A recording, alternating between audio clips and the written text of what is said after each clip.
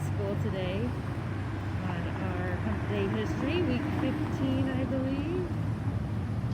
We're going to hear about how the building has changed from 1919 construction to the modern day, including the new McPhail Music Center over there.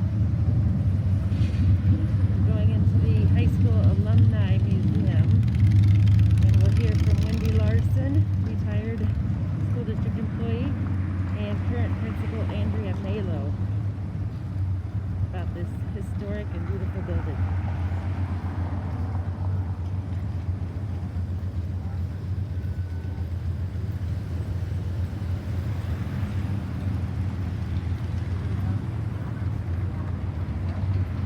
Door number 5.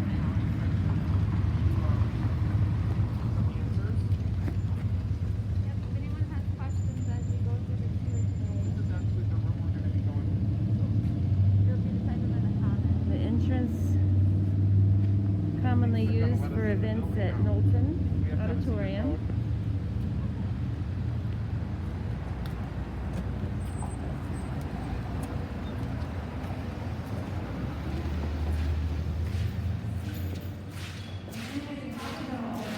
We're working with these hallways. So we are coming into high school. You know where the Alumni Museum is. This is the hallway going into Knowlton Auditorium. Commonly known as the Commons now, out front of it. And then this is the hallway into And we go into that says Austin High School Museum. I think we have some people in there to see us.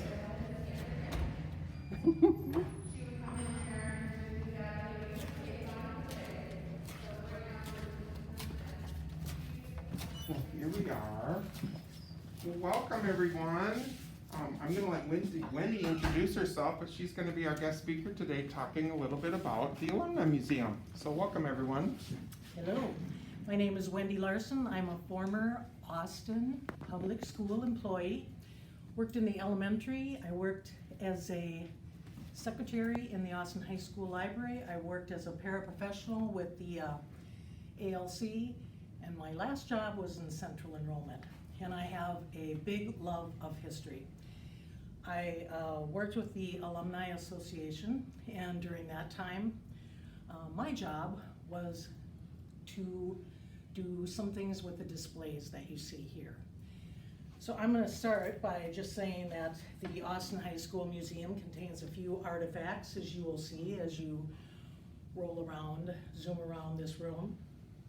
And some of the things were donated, but many of them were unearthed, so to speak, from the basement area. Connie Krebsbach, a retired Secretary of Buildings and Grounds, was hired in 1978, and Connie, along with Herb Peterson, a custodian of more than 35 years, he's now deceased, saw the historical value in these things and set them aside. Then you fast forward many years later, in a small room by the gymnasiums on the other end of the building was turned into a display area for them. And eventually they made their way here. And this space is also shared as the teacher's lounge. So the earliest items in this space are the ledgers of the school board minutes, and they start in the 1860s. And that's when the history of the Austin High School began. The first school was held in a log cabin near the Austin Arena, and the teacher was Maria Vaughn. She was 17 years old. The second school was held in a frame house near the downtown area. The third school was in the headquarters building, which was featured in the first Hump Day history. And then in 1865, the first school was built. You can see that there, a crowd of students and their teachers in front. It was made of brick and was one level. Within a few years, it was outgrown, and by 1868, 5 men, the school board, came together to discuss building a new school. The proposed cost for the school was $35,000. Yes, that's laughable. And that didn't include, however, the lightning rods on top of the school, or the school bell. The school was made of brick again and was 3 stories high and with a basement. There were 3 main entrances and 2 stairways. While the school was being built, still students used the 1-story brick school, but they also went to a room above the post office that's sometimes referred to as the Sherwood School. They also used the upstairs of Austin businesses. The post office was rented for $60 and the business for $15. Then students that lived outside the school boundaries had to pay $6 each quarter in advance to go to school here. The old buildings had a well for drinking water with a common dipper. Everybody drank from the same dipper. Oh my. And of course, they had outhouses for bathroom. School started in 1870. The new school opened. That's the Franklin. The new school opened, and school was from 9 to 12:30, 9 to 12 rather, and then school lunch and recess was from 12 to 1:30. And then school dismissed at 4 o'clock each day. The school burned down in 1890, and almost immediately a new school was built, and that is the Franklin. The other school that burned down, I don't know if that's pictured there, but anyway, the basement in the new Franklin was supposed to be used only for heating, and the building was proposed to have flush toilets. That didn't happen for quite a while, so again, outhouses. Around this time is a note in the school board minutes that Miss Lillian Gleason was hired to teach 3rd grade at $35 a month. And Miss Gleason, within a short time, became Mrs. George Hormel. The building at this time had both elementary and high school students. There were other elementary schools in Austin, and depending upon where you lived, you might attend one of those or the Franklin. Within a short time, the Franklin was overcrowded, and to help alleviate, the Washington School was built. And I believe there's a picture of the Washington School right here. It was built across the street in 1907. It was 2 stories high and contained a gymnasium in the basement, showers, baths, and a dressing room. Along with building the Washington, the Franklin was remodeled. But by 1915, the Franklin is crowded, and the Washington School is also overcrowded. So a new elementary school, Shaw, which is no longer in existence, torn down, the Shaw School was built to help alleviate the overcrowding with elementary students. So then the Franklin was used for elementary, teacher training department, and also a junior high, which was a very new idea at that time. So there was a property close to these schools that was called the school farm. Hard to imagine this area being so open that there was a farm around here, but the agricultural class that was formed in 1913 purchased 2 black Angus calves that were kept at the school farm. Members of the club took turns during the weekend to do chores there. The farm had apple trees, it grew potatoes, and alfalfa, and it was boys only club. So I thought it would be of some interest to just speak a little bit about early rules from the 1860s, which, yes, unfortunately, there were school whippings, but there was also punishment by detaining a student after school or making a student sit in a specific place. Teachers were allowed to send a student home for not wearing clean clothes or for coming to school with holes in their clothing. A far cry from today when both adults and kids wear articles of clothing with lots of holes. And then students had to clean their slates, little chalkboards, with a clean sponge before or after school. And another rule was no profane or obscene language, that probably holds today. And all communications were to be avoided during class time. No whispering, writing notes, etc. No making signs. The early rules state that every pupil was to study as if there was no one else in the classroom, and they were to study with perfect silence. In 1867, Miss Northup and Miss Pitney were paid $27.50 a month to teach. And they boarded with families in the area, and out of that $27.50, they were expected to pay approximately $10 for their board. Also out of their money, they were expected to buy books for their classroom. The first class graduated in 1877. I believe there's pictures around the room of graduates. This one is 1913. There could be some earlier ones. There's 1894. This one up here is There you go. 1894. The graduation ceremonies were held in the Methodist Church downtown and also the Opera House downtown. This time teachers were women. Male teachers did not make the scene until much later. Men were employed, but they were employed as principals, superintendents, or custodians. So a lot of the memorabilia in this room pertains to those earlier years and goes up to about 1921. We can walk over here to things about the library. Is Mrs. Malo just pointed out in that black and white picture down here. I don't know if you can zero in on that, Randy, but the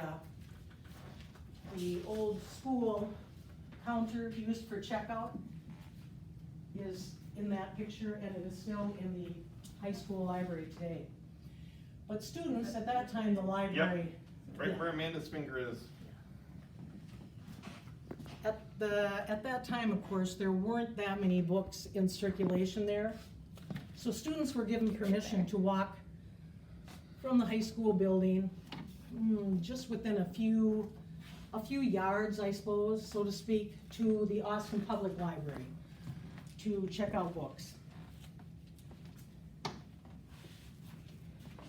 If you go up here where there's a little note about the custodians, the first custodian, I should say, was paid $7 a month to build a fire and sweep out the schoolroom. His female counterpart, who was also employed to clean, Miss Enright, was paid $2.50 a month. And the custodians were deducted 10 cents from their paycheck if they forgot to lock the buildings at night. So, as we wind our way, I'm gonna go to the music next. I think I already, well, let's stop here, Randy. Good.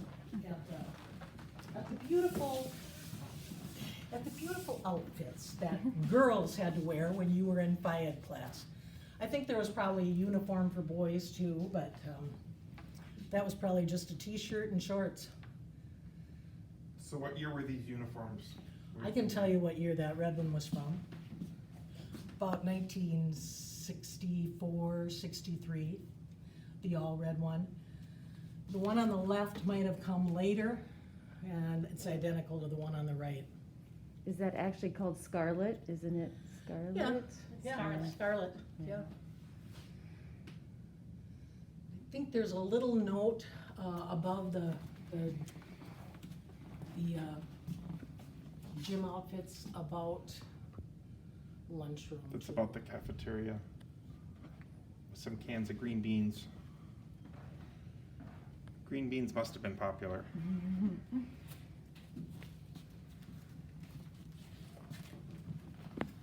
As we wind our way over to the music items, And I'm not giving you guys too much. Pretty time much to is read, all about but the you can music. go back after the video is over and pause the video to read all of that information. I can say that music was introduced to the system in 1893 with songbooks.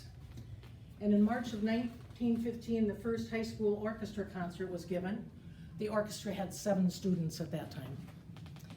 Orchestra practice was held in the evening. It wasn't until 1926 that time was set aside during the day for rehearsals, and eventually that made it into a 1 period 2 times a week. The first high school band was formed in 1927. The very first uniform was a white shirt and tie. Before this, the Boy Scout band played for different athletic events. Singing groups were known as Glee Club, and they were all boys or all girls, but not combined. Then sometime later, they became known as the Girls and Boys Chorus. Moving over to the window with some of the athletic. The first gymnasium apparatus that was bought, probably for the Franklin School, cost $35. What that apparatus was, I have no idea. But in 1901, a petition asking for suitable space for a gymnasium was circulated. And then the Washington building that was built in 1907 contained the gym in the basement. The first football team was formed in 1894 at the school. And in the 1918-1919 school year, it was greatly reduced because many of the boys on the team volunteered to fight in World War I. It was also reduced, again, all athletics, when the pandemic, the Spanish flu pandemic from 1918 canceled all athletics. The first baseball team was organized in 1897. Boys and girls basketball was organized in 1902. And girls basketball was eliminated for a few years when it was deemed unladylike. Cheerleaders did not make an appearance until 1910. Instead, the term yell master was used. And students gathered in the assembly room to cheer on the team. That was called a yell fest. In 1916, the high school elected its first yell master, Clifford Finn. Females didn't become cheerleaders until a little later. Cleo Noss was the first female cheerleader. If we move over a little bit here, this window contains different memorabilia from different theater, concert, extracurricular things. So there were several clubs that started up in the 1900s, early 1900s. Pretty much if you had an interest in some subject, a club was formed around your interest. The Knights of the Round Table was boys only and promoted social, athletic, and literary events. Thalian Society was the female only answer to that. And they met at individual homes to discuss and debate current topics. The Utopian Society, all females, met in homes and discussed topics of the day and parliamentary law. Many of the girls' clubs also met in the rooms of the YWCA, which were located downtown above the business. Drama Club, if you wanted to be a member of this, you had to try out before the faculty. Forensic Club staged plays and held debates. Later it was known as the Dirk and Bobble, and much later it became the Drama Club. French Club came about after the French was introduced as a class. Friendship Club was for senior girls only. These girls represented the high school and watched out for any and all problems that came up with girls. Latin Club was a deeper study of Latin. Roman Club, the students studied the classical life, literature, songs of the Romans. 4-H Club was organized through the school. Science Club students had to be in chemistry and physics. The High Y Club was for boys only, and it was representative of the YMCA. The Naturalist Club was for the study of nature. The Quill and Scroll was only open for the top 1/3 of the class, and they studied journalism. The Manual Arts Club was for metals and forging. Usher Club, all female students directed audience to different seats in the auditorium for concerts, and that all-female club later became all males. The Liberty Bell Club was organized. Students went door to door asking if they could put up a bird feeder or a birdhouse in the owner's yard. In fact, 400 birdhouses were built by the boys of the school and displayed to a big crowd at the old Austin Armory, which was down about in the area of where the fire department is. The girls were not allowed to build the houses. Instead, they displayed loaves of bread that they had baked. So just a couple more notes. Did you have a question, Holly?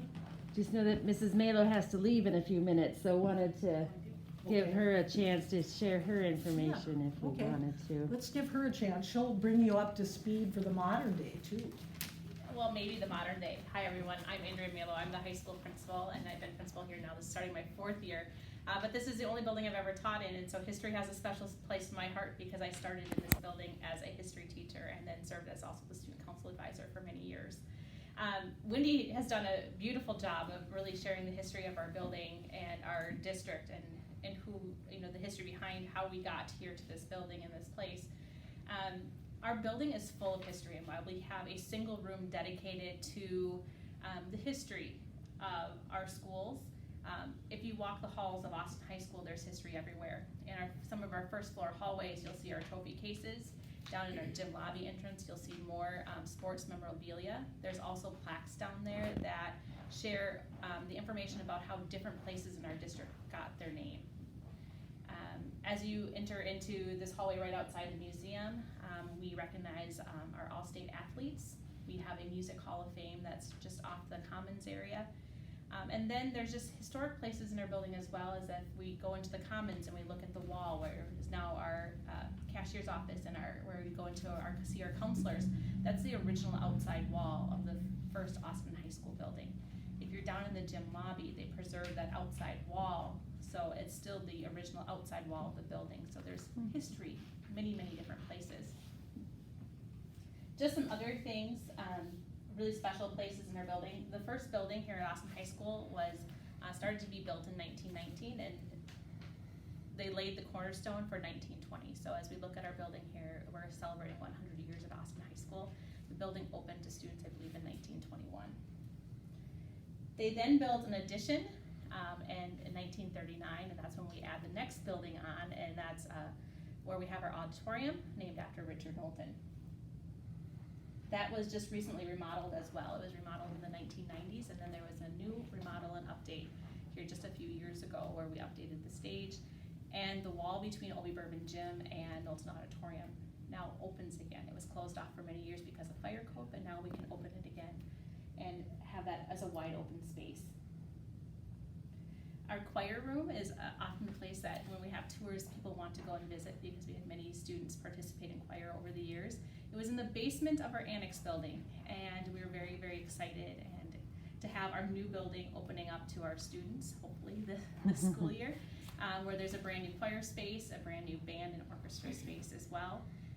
And McPhail will also be joining that project, and really appreciate the support of the Hormel Foundation, Austin Public Schools, and McPhail on that partnership of that project. One really significant thing, though, I think that we need to mention about our music programs is that we do have very robust music programs here at Austin High School, but we're part of the Big 9 Conference, and the Big 9 Music Festival is the longest running music festival, high school music festival in the country, started in 1933. And not this coming school year, but the following school year, we'll be excited to host it here at Austin High School. We talked a little bit already about the Media Center. It's named after Mr. Eberhardt, who was a Pulitzer Prize winning poet. And there's areas in our Media Center dedicated to recognizing him and his accomplishment. A library is not a quiet space anymore. I mean, you heard Wendy talk about how you go in there and you sit and you work quietly. Education has changed. We're trying to be much more collaborative in what we do. And so as you would enter our library today, you wouldn't necessarily hear a quiet space, but you would hear lots of people collaborating and working on things. And there's more technology and coding. We have a maker space where kids are encouraged to participate in a number of different activities, to everything from modeling clay to little bits. It's a coding piece that we use, to 3D printing. So just many, many things going on in there. One of the popular places in our buildings that our kids always ask about is the old swimming pool. The old swimming pool was filled in the basement. If you ever have an opportunity to be down there, you can see where it is on the floor, where the outline of the pool was, but we don't let people go down there anymore. And then I would just kind of finish up with one of my favorite stories, I have two favorite stories to tell about Austin High School. One of them was when I was here as a teacher. We had a group of students in 2008 that in order to have they always did a senior skit or a junior skit to show, they got to present it on the stage. But over time and as technology came into play, they were asked instead to record it, and one of the rules that the student council came up with was that at least 75% of your class needed to participate and be in the video in order to have it shared at the Pep Fest. And so a group in 2008, Dustin Gillard and Anthony Hernandez, coordinated an event where they put a camera upstairs in our second floor hallway, or classroom, and focused it on the entrance between the Austin High School and the Annex building. And it's called Crosswalk Madness. It was an early dismissal day, so we dismissed at 11:55. And at that point, there was a continuous rotation through the tunnel, up the steps, across the street. And it went on for several minutes, eventually backing up traffic all the way to the interstate and to Skinner's Hill. So you can still find that video on YouTube, Crosswalk Madness. My other story that I'd like to finish with is just a little bit about how did we get our mascot's name. So in the 1940s, there was an amateur baseball team in town, and they were called the Packers. The following year, the newspaper in town started calling our athletic team, the baseball team, the Little Packers, and the name stuck, and we became the Austin Packers. But our official name was not the Packers up until 2010. We were actually the Scarlets. We were the Austin Scarlets. So in 2010, the Austin School Board officially renamed our mascot to the Packers. And so whenever I tell that story to people, they get a little irritated with me because no, we're the Packers. Yeah, we were, but we were actually the Scarlets until 2010. So it's just one of my stories I like to tell, and I think it's something that a lot of people don't know about Austin High School. So I just want to thank you guys for coming and visiting today. Again, this is a great place. I wish we weren't mid-pandemic and we could have people come and walk the halls and see some of the great history that we have here.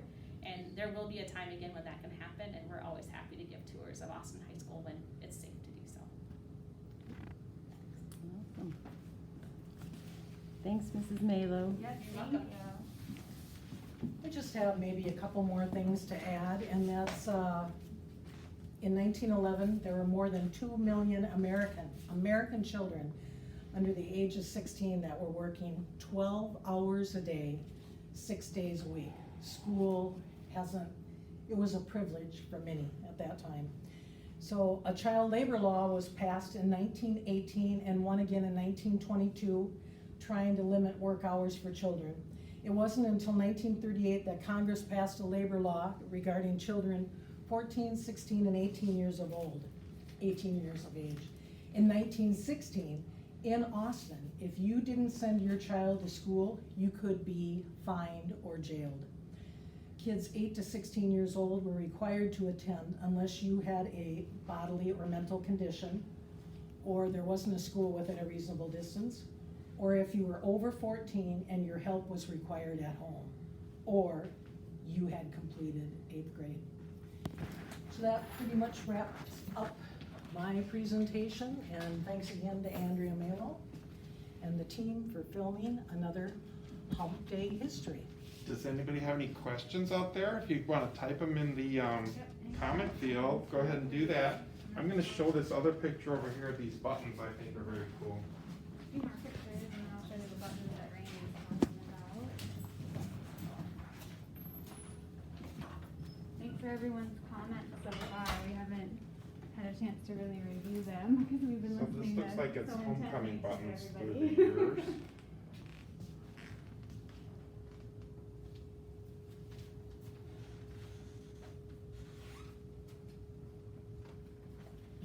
I'm not sure if many of you know what these things are, but you can take a guess. And again, to read the little plaques that I'm kind of quickly going over, you guys can re-watch the video and kind of fast forward it and then pause it. And we'll go over and check out those buttons.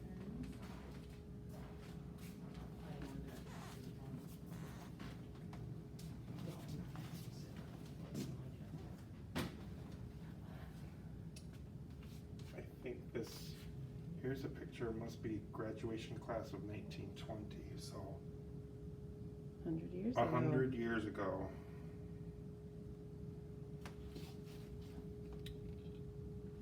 Beat 'em, bust 'em, that's our custom. Holly's gonna try out for the cheers. She's gonna be the cheer master. Yell master. Yell master. Yell That's master. right. Gymnastics are on the beam.